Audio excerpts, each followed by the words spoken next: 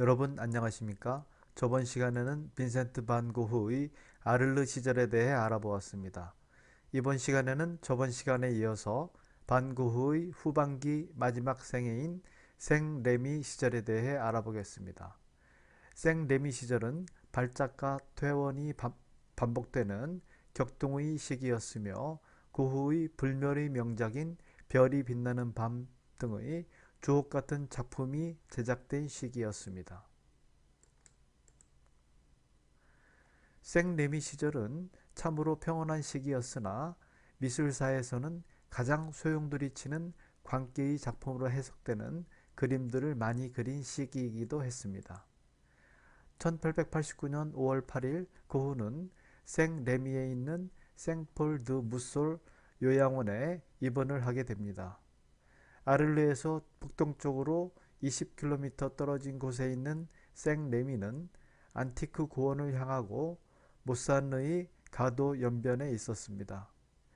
연미 북극과 아칸더스와 소나무에 둘러싸인 오솔길을 따라 한참 들어간 곳에 오래된 수도원이 있었는데 그곳이 바로 요양원으로 되어 있었습니다. 닥터 레와 수 간호사인 플레가 그를 맞아 주었고 테오의 요청에 따라 고우를 위해 나란히 있는 방 두 개가 마련되었는데 하나는 빈센트가 기거할 방이었고 다른 하나는 고우가 화실로 사용할 방이었습니다. 빈센트는 병원에 도착하자마자 그림을 그리기 시작합니다. 그림을 그리는 것만이 환청과 환각의 발작 증세에서 벗어날 수 있는 유일한 방법이었기 때문입니다. 그러나 고우는 그림이 자신이 원하는 대로 되지 않을 때마다 엄청난 자책감에 시달리게 됩니다. 생레미에 대해 고우는 처음에는 괜찮은 곳이라고 생각했지만 불과 2달도 지나지 않아 요양원에 대한 불만을 갖기 시작합니다. 우리가 알기로 고우는 살아생전에 전혀 인정받지 못하고 고독하게 죽은 화가로 알고 있지만 그러한 고흐의 이미지와는 다르게 그는 이 시기에 몇몇 전시회에 그의 그림이 초청도 받고 호평도 받으며 서서히 이름이 알려지고 있었다고 합니다. 그리고 이 시기는 그의 생애에서 유일하게 그림이 팔린 시기이기도 합니다. 비록 한 점이긴 하지만 그러나 이때 오히려 그는 그런 것에 신경 쓰기보다는 화가로서 훌륭한 작품을 남기는데 더욱 집중했다고 하는데 우울증 때문인지 모르지만 이때까지의 그의 그림에 스스로 혹평하는 일이 잦아졌고 그림이 생각대로 그려지지 않은 것에 대한 불만도 심했다고 합니다.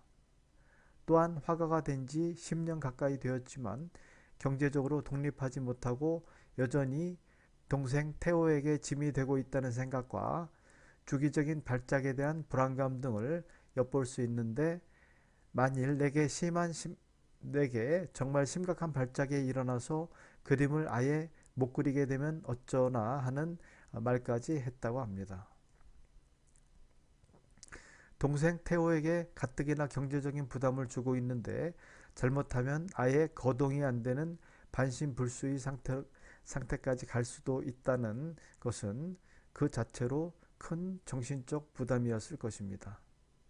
한편으로 생레미 시절에 고의 후기 걸작으로 일컬어지는 작품들이 여러 개 나왔습니다.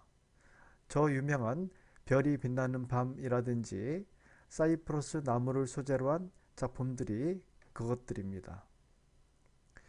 그해 9월에 별이 빛나는 밤과 붓꽃 두 점이 파리 앙데팡당 살롱전에 전시되었고 좋은 평가를 받았습니다.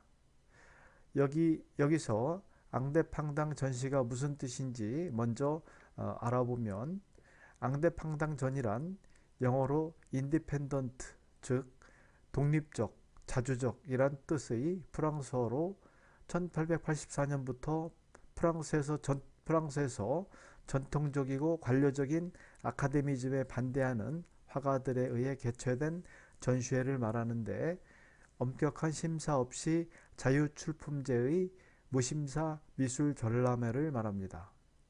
현재도 파리에서는 매년 봄에 개최되고 있으며 다른 나라들에서도 이런 취지의 앙대팡당 미술전들이 열리고 있습니다. 이 작품이 그 전시에 출품된 고흐의 대표작인 별이 빛나는 밤입니다. 너무나 유명한 작품이죠. 이 작품에 대해선 다음 작품 감상편에서 다시 알아보기로 하고, 이 앙대팡당 살롱전에 같이 출품된 붓꽃 작품에 대해 알아보도록 하겠습니다. 바로 이 작품이 별이 빛나는 밤과 함께 출품된 붓꽃 작품입니다. 빈센트 반 고흐는 생 레미의 정신병원에 입원해 있을 당시 붓꽃 아이리스를 소재로 많은 그림을 그렸는데, 이 붓꽃 그림들은 현대에 와서 반 고흐의 대표작으로 인정받고 있습니다. 특히 이 작품은 반 고흐가 생 레미 정신병원에서 처음 그린 그림인데, 아를레에서 그리던 꽃의 연작과 비슷합니다. 자연의 풍요로움으로 넘치는 이 작품의 시점은 거의 땅과 같은 높이에서 꽃을 올려보며 그린 듯 지평선은 완전히 사라지고 없습니다.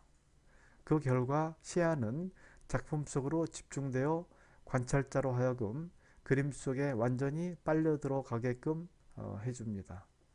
언뜻 보면 무질서해 보이지만 반 고흐가 이 작품을 그리기 위하여 질감과 색의 선택에 얼마나 세심한 주의를 기울였는지를 알 수 있습니다.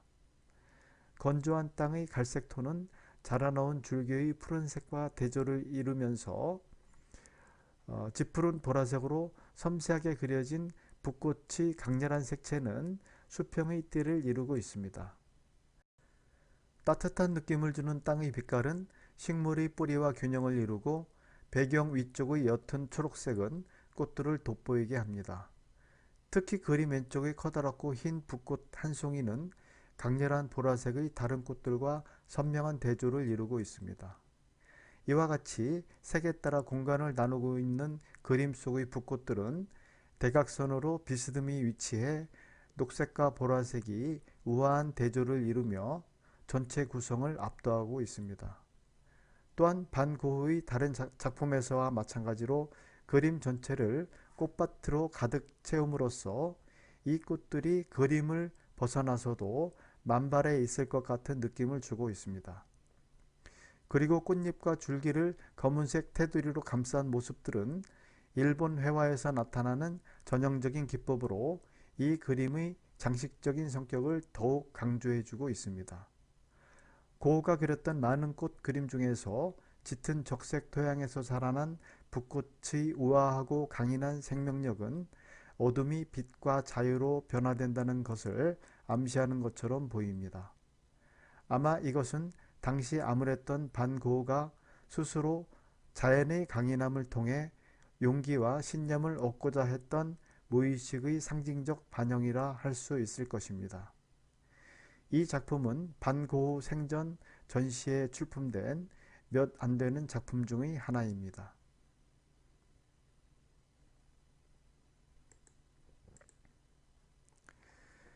그 즈음 빈센트의 작품은 동료 화가들 사이에서 높은 평가를 받기 시작했으며, 테오의 집은 물론 탕기 영감의 미술용품 가게에도 전시되었습니다.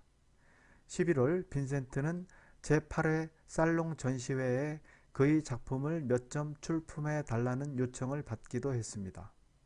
빈센트는 그 요청을 받아들여 11월 30일 그림 6점을 보냅니다.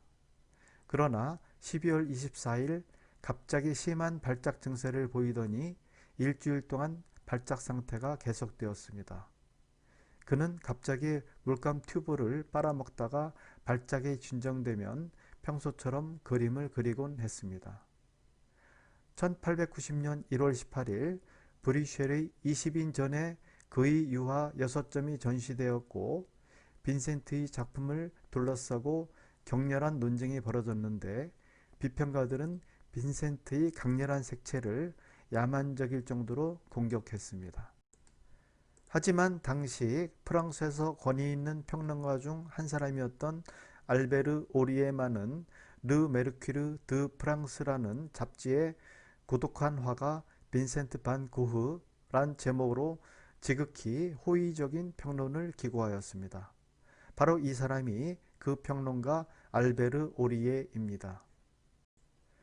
생레미 요양원의 닥터 페이롱은 고흐의 병이 완전히 회복되었다고 판단했지만 2월 22일 아르르를 방문했던 고흐가 그곳에서 다시 심한 발작을 일으켰고 생레미로 돌아올 때는 강제로 차에 태워져 돌아왔습니다.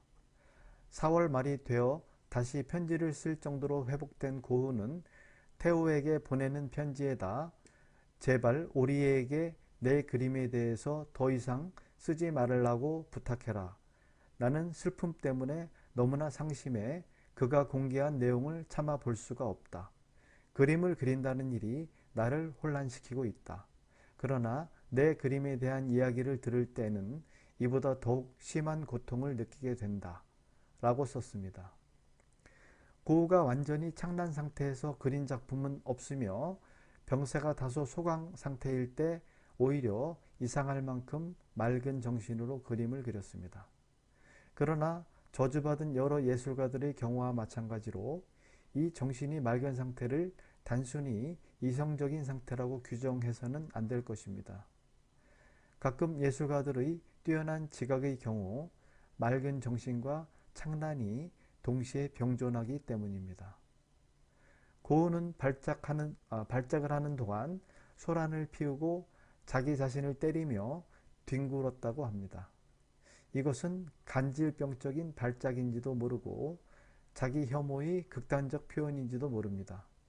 그리고 회복하면 그 자신의 말처럼 사고는 절대로 정상적이고 명석하며 이전과 완전히 똑같게 되었습니다.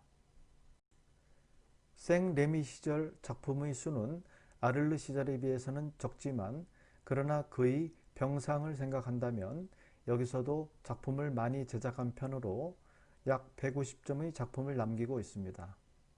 아를르 시절에 비해 이 생레미 시절은 몇 가지의 새로운 경향이 나타나고 있는데 그런 것이 단독으로 또는 복합하여 생레미 시절의 양식을 만들어내고 있습니다.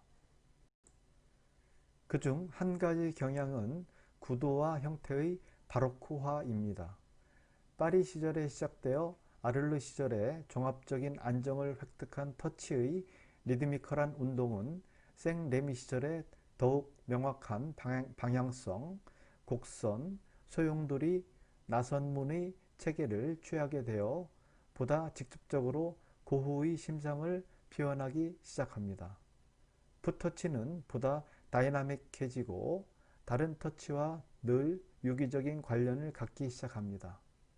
파리 시절에 사용된 수평선이나 수직선으로 된 구도도 완전히 자취를 감추었고 리드미컬한 붓터치의 종합체로서 시스템이 완성되고 있습니다. 병원에서 입원 상태에 있을 때 그림을 그리려 해도 모델을 하겠다고 나서는 사람도 없었고 마땅히 그릴 것도 찾지 못한 반 고흐는 전에 자신이 그린 작품들을 끄집어내어 새로운 화법으로 모사를 하거나 아니면 주로 평소 존경하던 장 프랑스와 밀레, 네덜란드의 거장 렘브란트, 프랑스 낭만주의 화가 들라크루아, 그리고 도미에 등 이런 작가들의 작품들을 모작하기 시작합니다. 그리고 생레미 요양원에서 밖으로 나올 경우에는 생레미 근방에 있는 올리브 농장이나 아르피르 강변의 풍경 등을 그렸습니다. 그럼 지금부터는 고흐가 생레미 요양원에서 입원해 있으면서 그 안에서 그가 평소에 존경해온 대가들의 작품을 모사한 작품들을 중심으로 한번 살펴보도록 하겠습니다. 맨 먼저 이 작품은 고흐의 낮잠이란 작품으로 그가 평소 존경하던 화가 밀레의 1866년 작인 정오의 휴식에서 작품의 모티브를 가져왔습니다. 반 고흐는 이 작품을 그리면서 밀레의 원작에 충실하려고 노력했습니다. 반 고흐의 낮잠은 밀레의 작품에서 기본적인 구도만 좌우로 바뀌었을 뿐 누워있는 인물의 자세나 배경의 모습, 전면에 놓여진 기물들의 모습은 모두 동일하게 표현하였습니다. 그럼에도 불구하고 고흐는 1860년대 프랑스 농촌의 평화로움을 표현한 밀레의 장면에 그만의 독특한 스타일을 덧입혔습니다. 푸른색과 보라색, 노란색과 주황색 등을 대조적으로 사용함으로써 밀레의 파스텔 그림과는 매우 다른 독창적인 느낌을 만들어냈습니다. 배경을 표현하는 데 사용된 퍼져나가는 듯한 붓질은 반 고흐의 특징적인 표현 방식이 잘 나타나고 있습니다. 동생 테오는 그런 형을 위해 밀레의 작품 사진을 여럿 보내주었는데 첫 걸음마도 그중 하나였습니다. 고흐는 테오가 보내준 밀레 작품의 흑백 사진을 보고 스케치를 한 후 그 위에 유화 물감으로 고흐식 채색을 했습니다.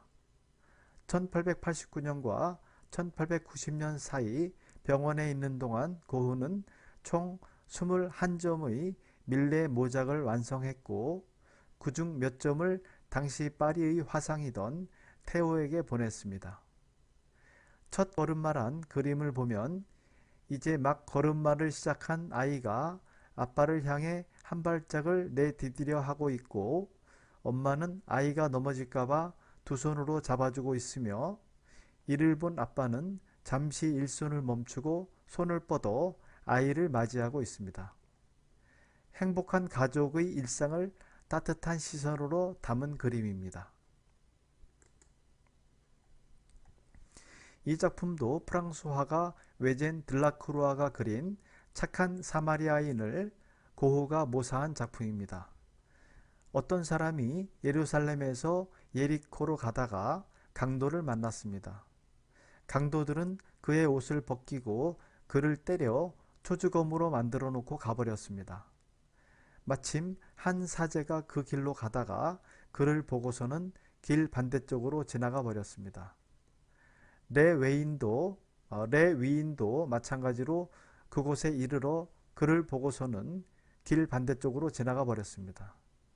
그런데 여행을 하던 어떤 사마리아인은 그가 있는 곳에 이르러 그를 보고서는 가엾은 마음에 그에게 다가가 상처에 기름과 포도주를 붓고 싸맨 다음 자기 노새에 태워 여관으로 데리고 가서 여관 주인에게 돈을 주면서 이 사람을 돌봐 주십시오.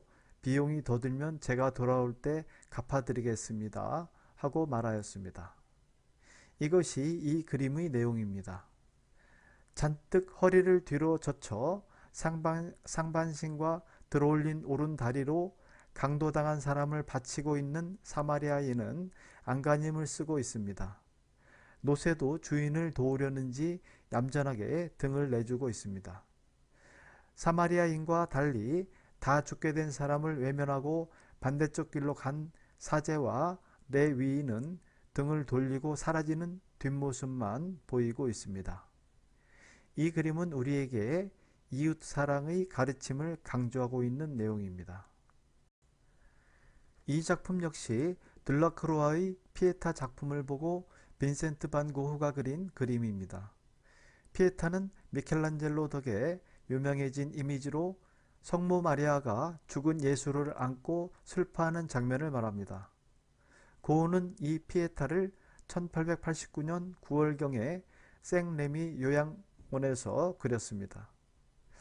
이 작품은 반 고흐가 약 1프랑을 주고 산 흑백의 판화를 보고 그렸기 때문에 좌우가 바뀌어 있고 색감도 완전히 다르게 그려졌습니다. 고흐의 모작들 중에 좌우가 바뀌고 색감도 다른 것들은 아마도 고흐가 보고 그린 그림이 대부분 판화 작품들이지 않을까라는 추측을 하게 됩니다. 왜냐하면 판화는 원화 그림과 찍힌 그림이 좌우가 바뀌기 때문입니다.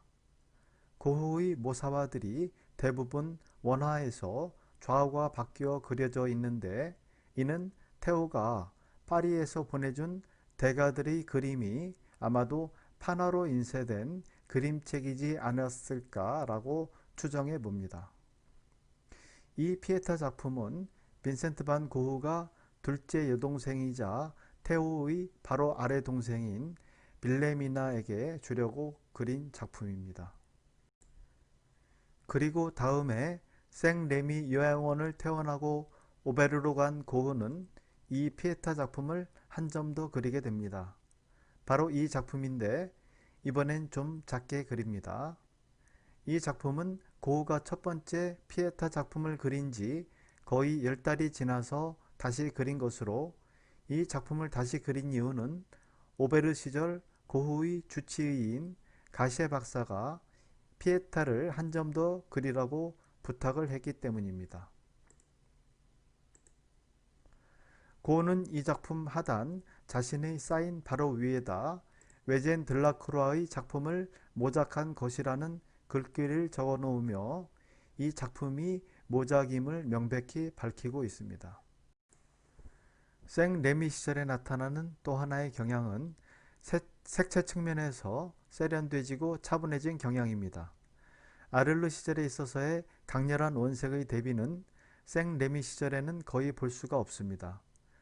백색을 곳곳에 병용하고 온화한 청색과 녹색의 체계를 잡았으며 나아가서는 은회색의 적절한 사용을 볼 수 있습니다. 이런 색채면에서의 안정감이야말로 생레미 시절 작품의 최대의 매력이라 할 수 있습니다. 1890년 5월 17일 빈센트는 혼자서 파리로 떠났습니다. 그 후 오베르로 간 고흐는 그곳에서 2달을 마지막으로 생을 마감합니다. 37년이란 짧은 삶을 산 빈센트 반 고흐는 오랜 우회의 길을 걷다가 27살 되던 1880년에야 화가의 길에 들어서서 불과 10년이라는 짧은 작품 활동에도 불구하고 회화사의 길이 남을 숱한 명작들을 남겼습니다. 그것도 발작과 퇴원이 되풀이되던 그의 마지막 삶의 2년 반을 보낸 아를르 시대와 생레미 시대에 이뤄낸 업적으로 이 시기가 진정으로 고흐 예술의 참다운 개화기라고 할 수 있습니다. 이러한 그의 예술 정신은 20세기 초에 일어난 포비즘, 야수파 화가들의 지표가 되었습니다. 이상으로 고흐의 생애 중에서 생레미 시절에 대해 알아보았습니다. 그럼 이상으로 오늘 수업은 마치고 다음 시간에는 오베르 시절과 고흐에 대한 이모저모에 대해 알아보도록 하겠습니다. 감사합니다.